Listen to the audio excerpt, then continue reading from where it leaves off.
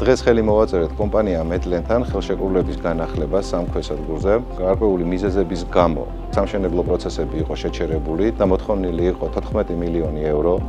ხანგრძლივი მოლაპარაკების შედეგად ჩვენ მივაღწიეთ შეთანხმებას 14 მილიონის ნაცვლად გადავიხდით 10 მილიონ ევროს და მოხდება ორი ქვესადგურის აშენება ერთი გურიაში და ერთი რაჭაში, ხოლო ახალციხის ქვესადგურის გაფართოება მოხდება. ეს უაღრესად მნიშვნელოვანი პროცესია ჩვენი ქვეყნისთვის და ენერგოსისტემისთვის. ამ ქვესადგურების შენებლობა იქნება დიდი სტიმული ბიზნესისთვის, იმისთვის რომ მათ მოახერხონ ელექტროენერგიის გამოტანა და ქსელში ინტეგრირება. ზოგადად კარგი ტემპით ვითარდება საქართველოში ენერგოსისტემის განვითარება, ენერგეტიკული ბიზნესის განვითარება. მაქსიმუმს გავაკეთებთ ჩვენ და საქართველოს ხელისუფლება იმისთვის, რომ ეს ბიზნესი იყოს წახალისებული, მხარდაჭერილი საქართველოს სახელმწიფოს მხრიდან.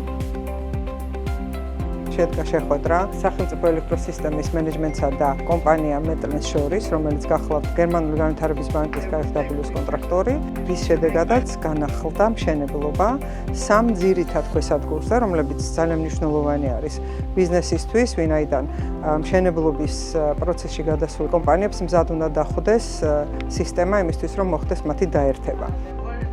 ძალიან მნიშვნელოვანია ამ პროგრამების განახლება, ვინაიდან რამოდენიმე წლის განმავლობაში შეჩერებული იყო სამშენებლო სამუშაოები, რამაც შექმნა ძალიან სერიოზული პრობლემები ბიზნესისათვის, ისევე როგორც სახელმწიფო ელექტროსისტემისთვის.